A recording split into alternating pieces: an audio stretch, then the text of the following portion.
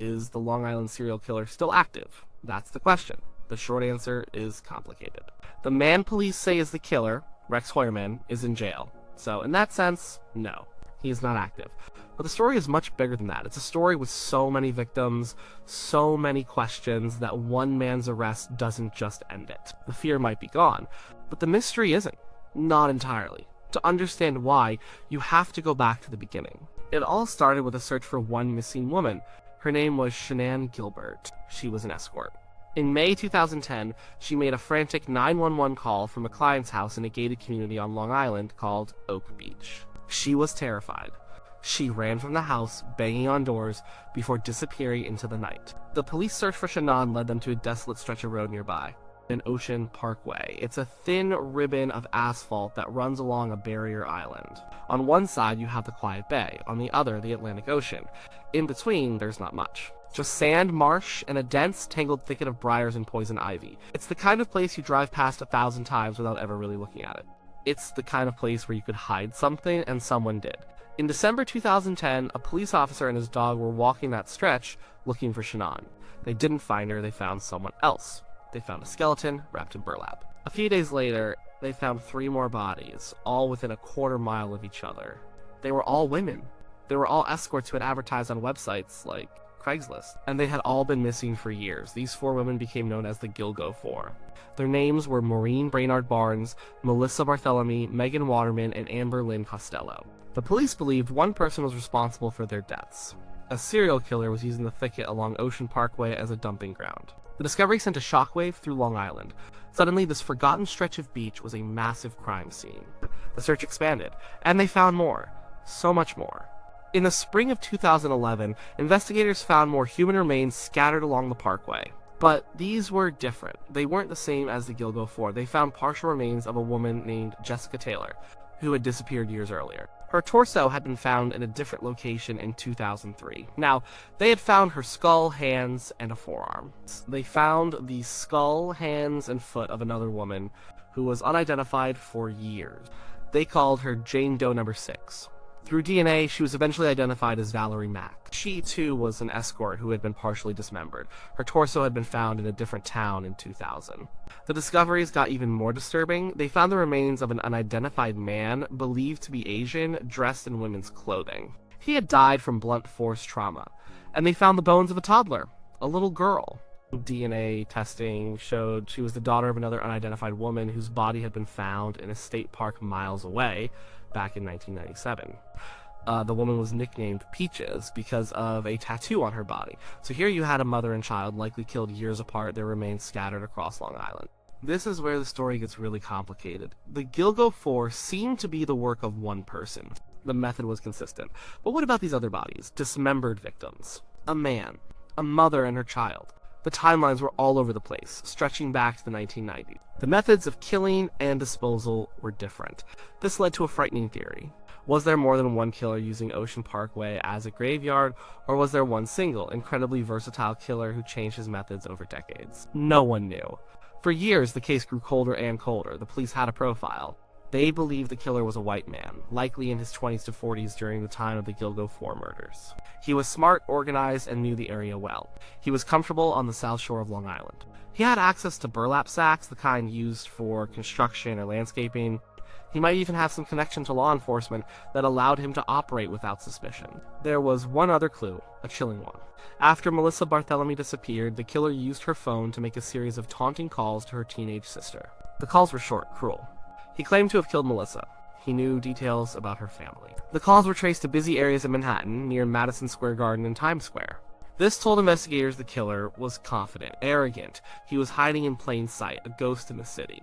But then the calls stopped. The discovery stopped. And for more than a decade, there was silence. The case became a part of Long Island folklore, a modern-day boogeyman story. Families of the victims waited for answers that never came. The police task force changed hands. Leads dried up. It felt like the killer, whoever he was, had simply vanished. He had gotten away with it. Then, in 2022, everything changed. A new task force was formed. They had new technology and a fresh determination. They decided to go back to the beginning, to those taunting phone calls. They focused on the cell tower data from back then. It was a huge, messy pile of information, but they started sifting through it, looking for connections. They also looked at a witness tip from the disappearance of the last of the Gilgo Four, Amber Costello. A witness had seen a distinctive truck, a first-generation Chevrolet Avalanche, at her home around the time she vanished. The investigators started cross-referencing these two pieces of information. They looked for people who lived in the area who had a connection to the cell tower data and who owned that specific type of truck. One name popped up: Rex Heuermann. He was an architect. He lived in Massapequa Park, a quiet suburb just a short drive from Gilgo Beach. He owned a Chevrolet Avalanche, and he worked in Manhattan, right near where those taunting phone calls were made. He fit the profile. He was a quiet family man, married with 2 children. He was an established professional. He was the last person his neighbors would suspect. The police put him under surveillance.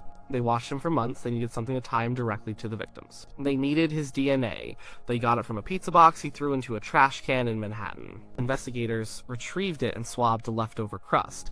They compared the DNA from that crust to a male hair that had been found on the burlap sack used to wrap Megan Waterman, one of the Gilgo Four. It was a match. It was the breakthrough they had been waiting for over a decade. They had him. In July 2023, police arrested Rex Heuermann on a busy street in Manhattan. He was on his way to his office. He had no idea they were coming for him. He was charged with the murders of Melissa Barthelemy, Megan Waterman, and Amberlynn Costello. Later, he was also charged with the murder of the first victim found, Maureen Brainard Barnes. He was charged with being the Long Island serial killer, the man responsible for the Gilgo Four.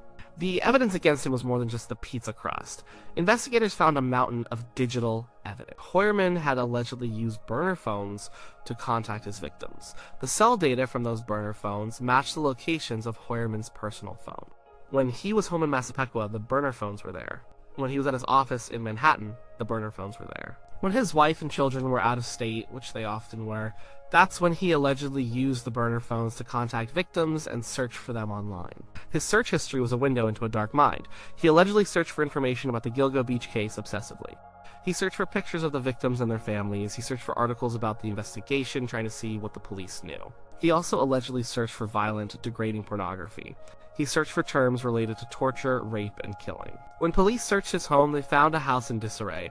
It was cluttered and packed with stuff. In the basement, they found a soundproof vault, a locked room behind a metal door. They also found a huge collection of guns, over 200 of them. It was the home of a man who lived a secret life, hidden from his family, his neighbors, and his colleagues. So, this brings us back to the original question. Is the killer still active? If you believe Rex Heuermann is the man responsible for the Gilgo Four murders, then no. He is not active. He is in a jail cell awaiting trial.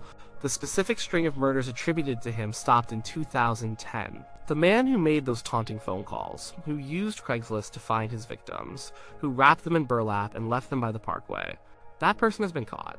The community can feel safer knowing he is no longer out there. But the case is not closed. It's not by a long shot. Remember all the other bodies? Rex Heuermann has only been charged with the murders of the Gilgo Four.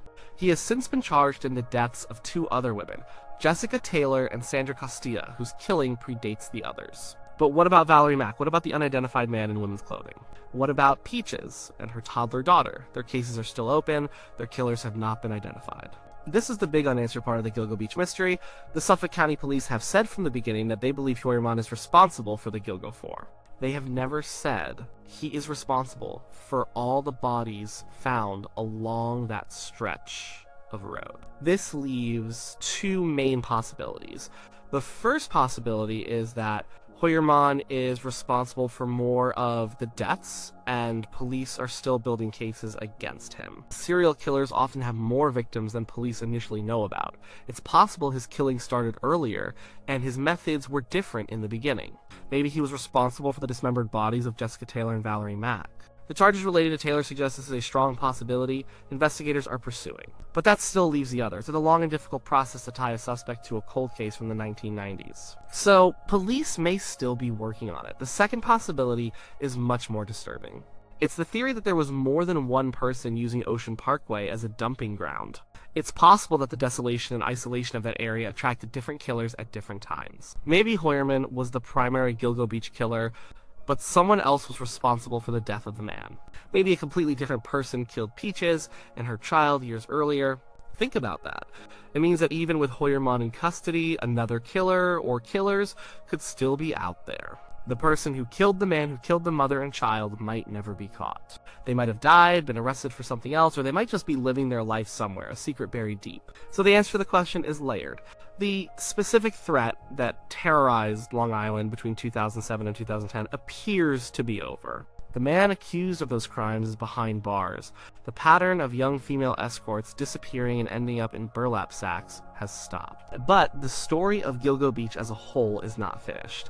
It is a crime scene with multiple chapters, and only some of them have been solved. The families of Maureen, Melissa, Megan, and Amber have a name and a face for their pain. They have a suspect to face in court. They are on a path towards some kind of justice. But the families of the other victims are still in the same place they were before Heuermann's arrest. They are still waiting, they are still wondering who killed their loved ones and why they were left in that cold, lonely place by the ocean. The investigation is not over. Police are still digging into Heuermann's past. They are looking at his life, his movements, and his properties, searching for connections to other unsolved cases, not just on Long Island, but across the country.